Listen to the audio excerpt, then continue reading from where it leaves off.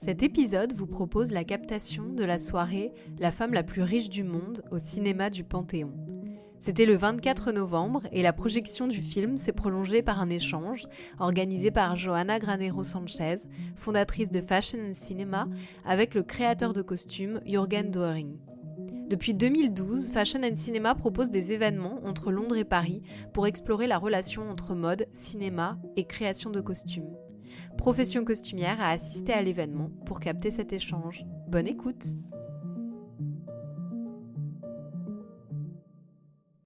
Bonsoir encore. Avec nous, Jürgen Doering, le responsable de tous les costumes que vous avez vu dans le film La femme la plus riche du monde de Thierry Clifford.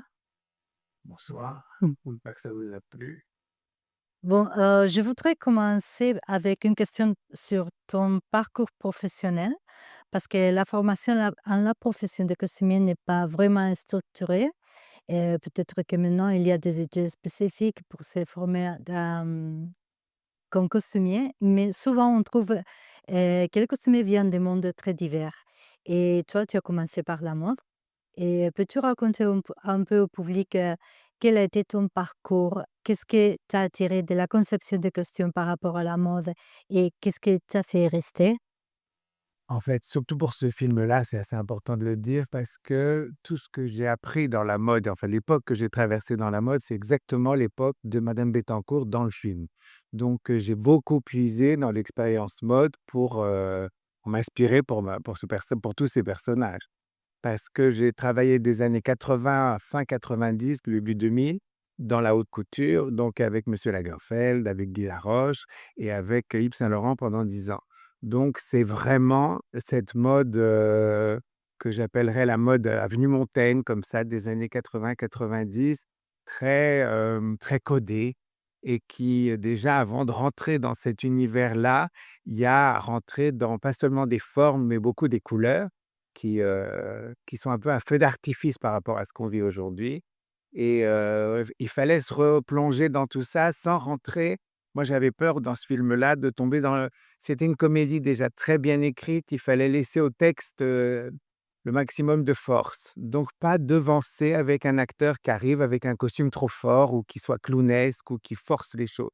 Donc la force des costumes là-dedans, à mon avis, c'était de jouer un ton en dessous. Mais tout en donnant quand même la sensation du milieu dans lequel on était et la folie de ce milieu et comment ils avaient l'air riches sans être too much. Donc c'était tout ce jeu-là à calculer et à travailler et du coup, on est tombé assez vite d'accord en faisant beaucoup d'essayages avec Isabelle, surtout qui donnait évidemment le ton de l'histoire et avec le réalisateur, ça a été assez vite clair, là où on allait se positionner par rapport à beaucoup de photos que je lui ai montrées comme ça. Moi, j'avais une idée assez claire de ce que je voyais parce que c'était pas une femme de mode non plus, madame Bettencourt. Donc elle représentait un milieu, elle représentait ça, c'était sûr, on voulait pas le montrer trop chargé et en plus, comment expliquer?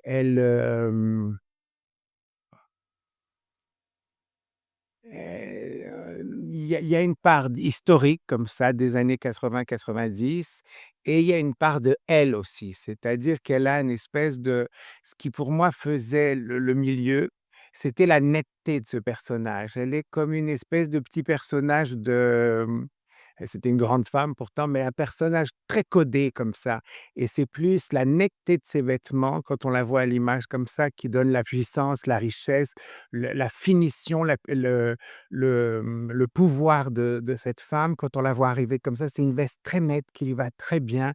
Tout est parfaitement à sa place comme ça, rien là de fantaisie, c'est toujours la bonne petite boucle d'oreille qui va bien avec son petit truc et son foulard et sa bague et tout est un peu impeccable comme ça et c'était ça qui faisait le côté de tout le temps changer comme ça, c'était plus ça que l'excentricité de cette femme. Parce qu'en fait, elle se cache plutôt derrière une espèce de femme de médecin super luxe, un peu comme ça, très bourgeoise et très, la femme de son mari quand même. C'est pas du tout l'argent d'aujourd'hui et on est dans un milieu où la femme reste à sa place, même si elle est elle la milliardaire et lui quand même un peu plus, comme elle lui fait remarquer par moments un peu dans l'énervement: «Tu as été ministre 3 mois» ou qui était vraiment par rapport à moi, qui était bien content que je te paye tous tes cadeaux et que je t'entretienne tout du long. Donc elle leur met un peu elle lui remonte un peu les bretelles, mais au fond, c'est les seuls moments, c'est que dans une grande engueulade comme ça que ce genre de choses pouvait sortir à l'époque. C'est-à-dire que cette femme-là, on disait dans des milieux comme ça: «L'argent vient d'elle» ou «L'argent vient de lui» mais on jouait le couple social quoi qu'il arrive, comme n'importe quel couple. Du coup, c'est aussi dans tous ces codes, il faut sentir la folie de l'argent et en même temps la place que ça doit pas déborder. Donc et où s'inscrit psychologiquement, comme tu disais tout à l'heure, la difficulté de ce genre d'exercice, c'est qu'il faut en 2 secondes, il faut exprimer tout ça juste au moment où rentre l'acteur dans son rôle, quoi. Donc et pas de sous-texte, on doit un impact immédiat comme ça d'un message radical et comme la fille, par exemple, qui elle a été assez compliquée à trouver parce que on est parti de ses cheveux un peu bizarres à la comment à Mireille Mathieu, autrement un peu, à la limite du lait, quoi. C'est-à-dire, on a été plus loin pour l'exagérer un tout petit peu, sans la rendre complètement ridicule, mais touchante. C'est-à-dire d'une espèce de femme qui est restée une petite fille sous cette mère écrasante et inhumaine quelque part quand elle lui dit, mais je sais même pas, quand elle lui dit: «Mais enfin tu m'aimes?» Je sais pas. Comme ça, elle la laisse en plan comme ça et on voit justement cette femme partir dans le plan. C'est un plan qui m'a beaucoup marqué après en voyant le film. Je me suis dit: «Là, tu as réussi ton coup». On voit un graphisme, on voit une enveloppe.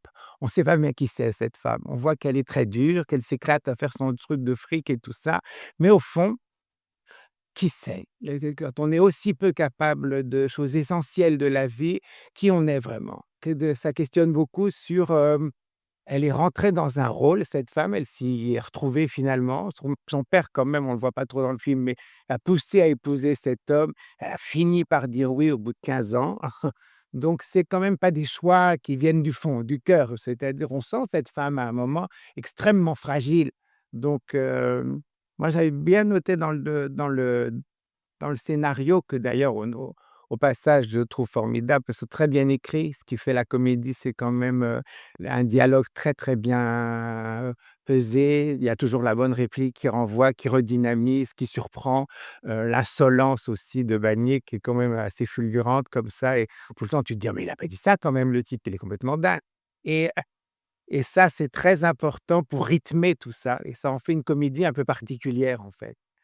Et il fallait que ce soit particulier, mais très dans son milieu en même temps. Une folie dans les cases un peu. Mmh. Et pour arriver à tout ça, à comprendre tout ça, quel a été le processus, ton processus?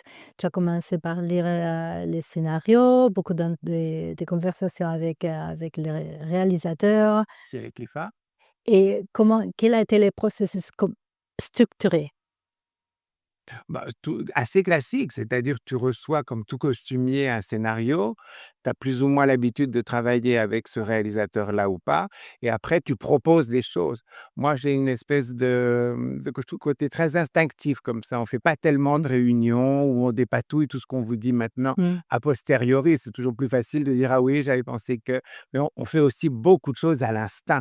C'est-à-dire, moi cette époque, je la connaissais bien, je savais en moi-même que, en fait, pour résumer, en fait, toujours envie de proposer une image de l'acteur dans ma vision Mmh. et voir si le réalisateur accroche à ça. Alors après, si je dois faire une personne qui s'habille tout le temps de la même façon pendant 2 heures ou si elle se change dans le contre-champ comme ici, c'est plus du tout le même travail. Mais c'est la proposition, le degré de là où je veux la positionner qui compte. C'est comment il réagit sur les premières photos.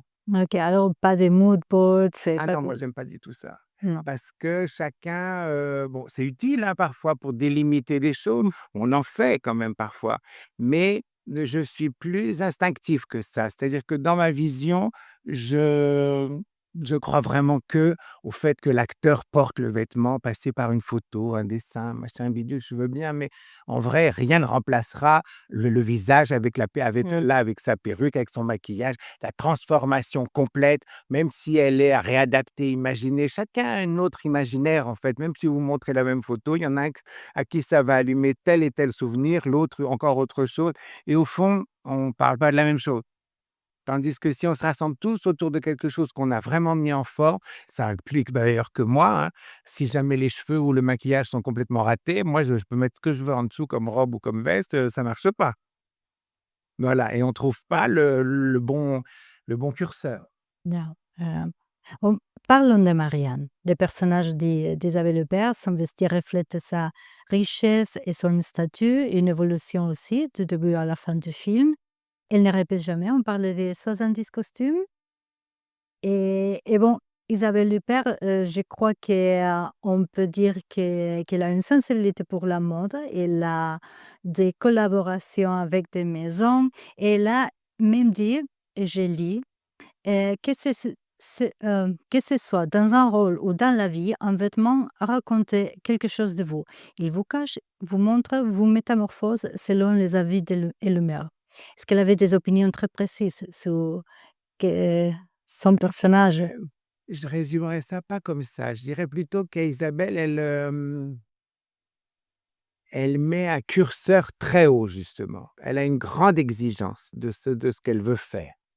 Elle vous le dit pas comme ça en faisant des grandes phrases ou n'importe quoi, mais elle vous laisse une grande liberté d'approche. Elle vous dit: «Voilà, bah, allons-y, essayons des choses» et tout ça justement, mon process de vouloir déjà voir ses cheveux avec son maquillage, elle m'a tout laissé faire comme je l'entendais et elle vous laisse proposer. Après, elle recadre si quelque chose ne va pas, mais si elle voit que vous proposez des choses qui la surprennent et qui lui où elle comprend votre démarche et tout ça, elle vous encourage dans ce sens-là. Elle dira: «Moi, je veux plus de alors c'est bien vos boucles d'oreilles, mais il m'en faut plus, je veux plus encore de ça». Je Elle est très dans en appétit sur la mode, elle adore la mode. Mmh. Et C'est agréable de travailler avec elle parce que moi, des gens qui ont une exigence et qui ont une vision comme ça, même si c'est pas une vision précise sur ce rôle-là, mais qui sont les grands, en fait, à chaque fois que j'ai eu affaire à des acteurs de ce niveau-là, ils vous laissent quand même beaucoup de liberté aussi, ça on oublie de le dire, parce qu'elle passe toujours un peu pour être dictatoriale et savoir exactement ce qu'elle veut et tout, oui, mais créativement, non. Créativement, elle te laisse proposer avant, donc ça, c'est énorme. c'est un plaisir, non? C'est C'est mutuellement. c'est aussi notre vrai travail, c'est-à-dire que tout acteur devrait nous laisser faire ça, mais beaucoup d'autres ont peur. Qu'elle vous fait confiance, qu'elle commence comme ça en tout cas. Un challenge. Une challenge, voilà. OK. Et vous avez travaillé avec des maisons de mode spécifiquement? Non, j'ai pas voulu que madame Bettencourt, c'était pas alors évidemment, nous on l'appelle autrement, c'est Maria et C'est tout bon, mais Marianne. j'aime beaucoup madame Bettencourt et madame Bettencourt, nous on l'avait connue chez Saint-Laurent où j'ai travaillé en haute couture, elle venait s'habiller là, elle achetait aussi du prêt-à-porter, mais qu'elle mélangeait quand même beaucoup avec des choses d'Ungaro, des choses d'Hermès, des choses, toujours d'un chic simple et de cette époque-là, j'ai envie de dire, c'est-à-dire chemisier, veste, beaucoup de pantalons comme ça, heu mais c'était une femme très chic déjà, elle est pas très difficile à réfléchir, comme Mmh. femme. Après, il faut la réadapter à Isabelle, qui est pas du tout la même femme et en faire quelque chose de redonner des codes tout en n'ayant pas du tout le même corps. Donc c'est plus ça le sujet. Ah. Et pour habiller Laurent Lafitte, comment tu Alors Laurent Lafitte, il fallait donner le côté désinvolte et un peu mondain comme ça, un peu dandy mondain, tout en donnant un côté très lâché comme ça et ça, c'était assez amusant à faire et lui aussi, il aime beaucoup les vêtements, donc on s'est bien amusé avec et Thierry Cliffal, le réalisateur, il a participé beaucoup dans la conception des costumes pour les personnages. Il on lui était soumet tout, c'est-à-dire moi, je travaille avec mes assistants et on compose tout ce que la vision et une fois qu'on a nos images, on les soumet à Thierry qui nous dit: «Ça plutôt oui, ça plutôt non, ça où tu le vois, pour quelle scène?» On mmh, travaille, après on construit autour du film une, l'historique un peu de comment ça va s'inscrire dans le film. mmh. Mais avec Thierry, c'est une vraie complicité, donc il y a pas beaucoup de casse. Et j'ai beaucoup aimé les choix de couleurs et comment, il devient plus vif quand il, connaît, les personnages des. Bah, c'est carrément dans le texte, hein, on aurait eu tort de le contourner. C'est-à-dire que dans le texte, elle dit, je me sentais mal, j'avais mal partout avant de vous connaître, maintenant j'ai plus mal partout. Donc j'ai plus mal nulle part, je veux dire. Mais Ça, c'était quand même un truc qu'il fallait insister sur ce petit mouvement de vêtements qui change. D'ailleurs, lui, il la change complètement. Il lui dit carrément: «Mettez un pantalon, mettez pas de bijoux, on n'a pas besoin, on sait que vous êtes riche». Hem, tout ça, il fallait quand même qu'on sente un petit mouvement de changement comme ça. Et quand elle est après avec lui, dans sa villa, dans les Caraïbes ou je sais plus où, là, dans les îles, sentir quelque chose qui vole, où elle se sent plus libre. Et elle se sent plus libre, elle fait même du bateau à gonflable, enfin, elle fait des trucs un peu plus C'est fous. Il fallait accompagner un peu ça. Mais après, elle retombe un peu. On a eu les 2. On a eu la libération et on a eu le retour un peu vers, la bourgeoise à laquelle elle s'accroche. Elle est assez perdue quand même comme femme, émotionnellement.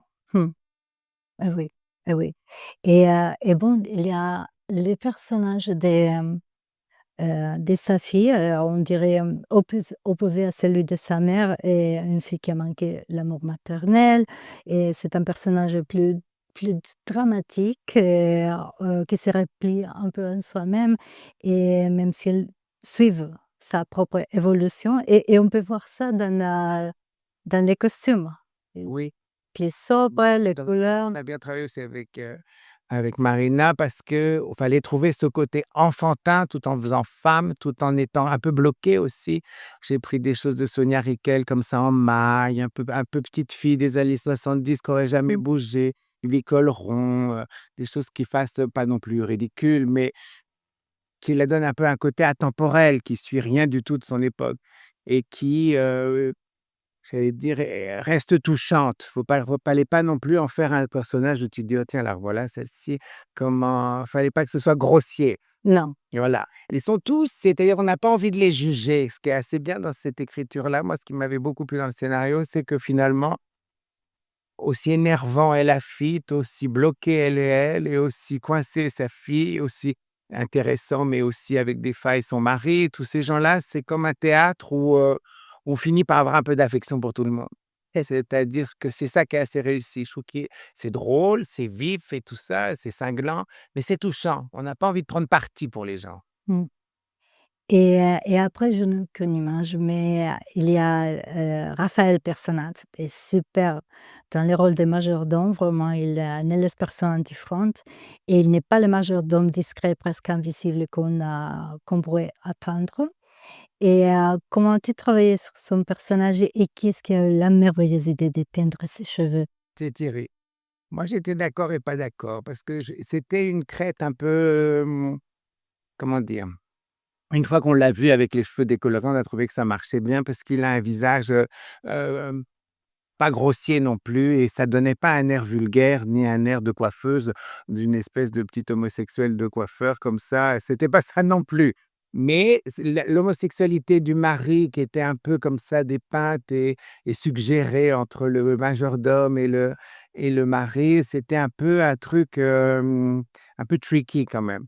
Donc moi, j'avais pas envie que ce soit quelque chose de lourd et de marqué non plus.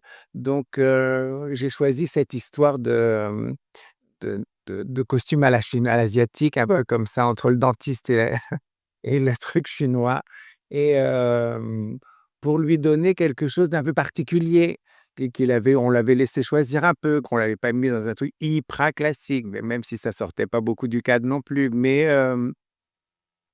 lui donner un ton quoi, lui donner un truc, et puis on pouvait pas le laisser non plus avec ses cheveux décolorés comme ça et habillé comme un majordome, non, comme d'habitude. Fallait lui trouver un truc quand même. Ah, bon je crois c'est, Non, mais très il est réussi. aussi très, très bon pour le rôle. Il est parfait, très bien casté. Super. Mmh. Mmh. Peut-être qu'il y a quelqu'un, avec quelques questions? Où sont tous les costumes maintenant? Ah, les costumes, on les a rendus?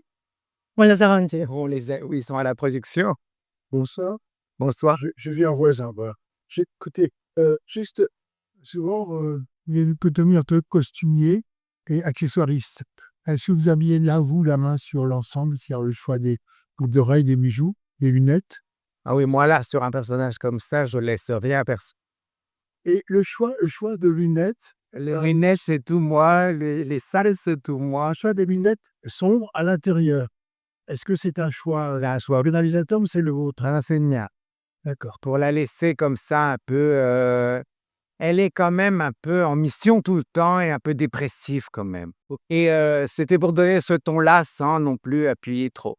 Et le côté des bijoux trop coordonnés de l'époque qui était comme ça, où il y en a 100 fois trop et Et ben, et vous n'avez pas fait appel à Chanel, c'est-à-dire que et puis non, non, non. bien qu'est-ce que veste Chanel? Parce que c'est l'époque. Oui, les gars, j'en ai pas mis plus que des autres couturiers. C'est-à-dire, elle est un espèce de mélange, qu'est-ce que j'appelle son style, le style avenue Montaigne. C'est-à-dire que dernière chose, concernant Laurent Lafitte, oui, le choix des vestes un peu souples, sans doublure, c'est quelque chose qui me rappelle, Lolita de Racine, mais Voilà, c'est ça, c'est ça? c'est ce genre-là. Vous allé là-bas ou pas? Non, mais parce que je les avais déjà, mais c'est l'idée. Merci beaucoup. Merci à vous. Il y a quelques autres questions? Là. Bonjour, je voulais savoir, parmi tous les tenues du caractère de cette film-là, lesquelles étaient les plus difficiles de mettre ensemble ou peut-être appris le plus longtemps? Ah, pour le rôle de Marianne, vous voulez dire pour le rôle principal?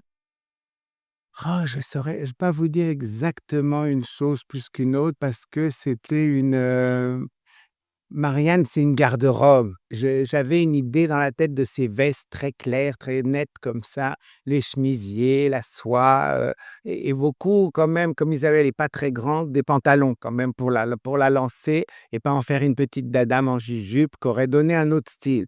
Donc, pour la rendre plus longue comme ça et plus magistrale et plus autoritaire, moi j'ai choisi le pantalon. Elle a beaucoup de pantalons quand même. Mais, la difficulté,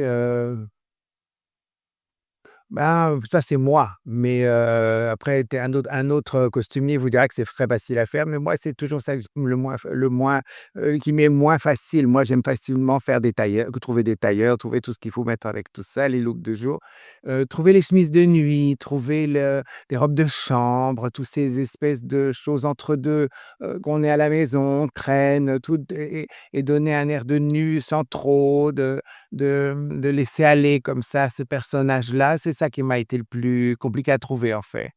Et lequel était ton préféré? Mon préféré, oh là là, c'est difficile, il y en a tellement. Hem, c'est dur à dire ça.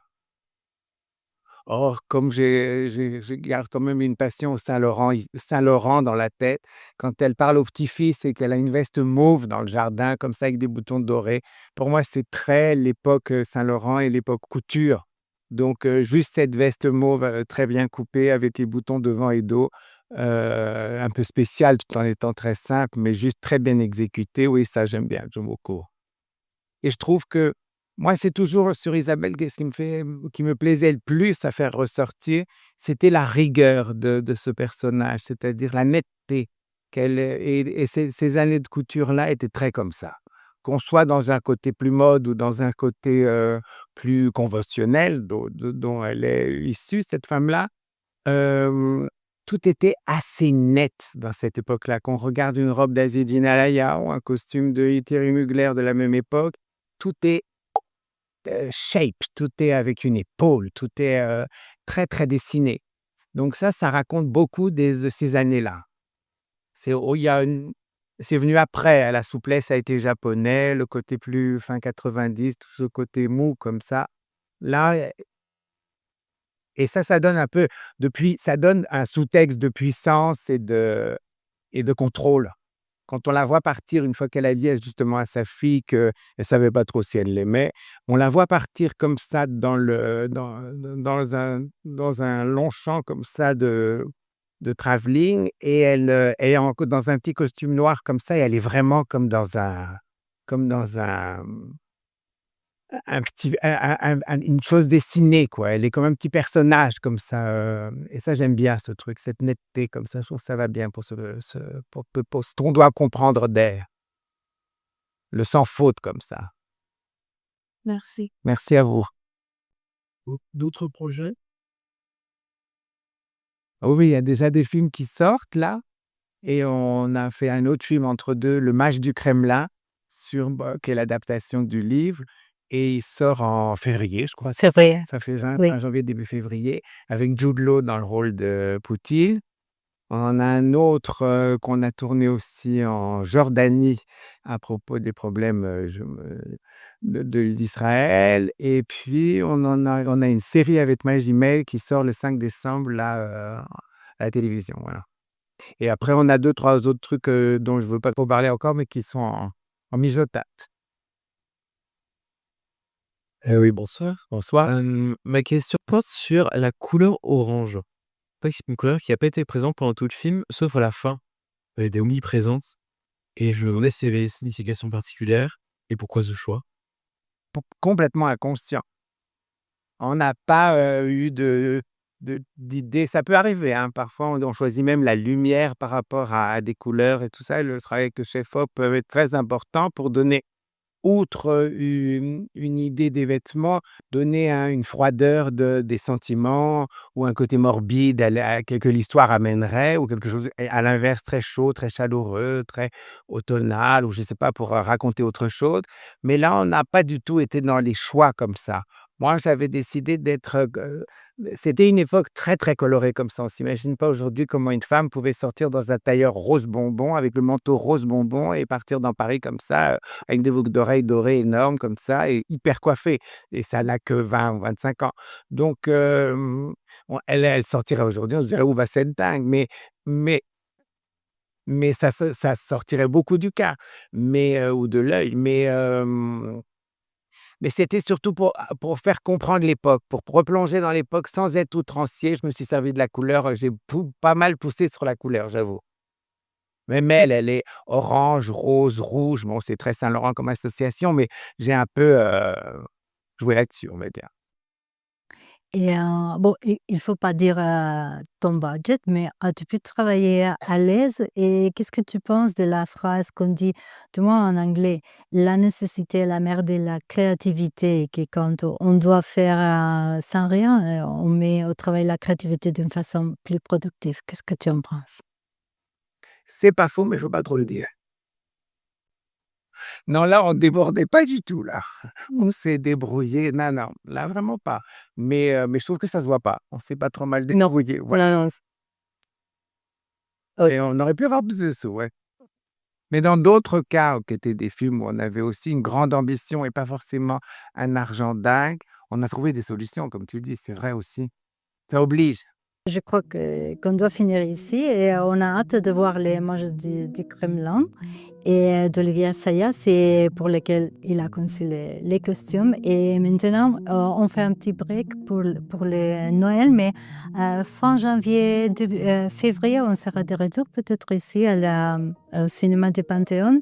Et si vous voulez être au courant de ce qu'on fait, de ces événements, vous pouvez nous suivre, de rejoindre la newsletter de notre site, ou nous suivre sur les réseaux sociaux. Et rien, merci beaucoup, et merci Jürgen pour rejoindre.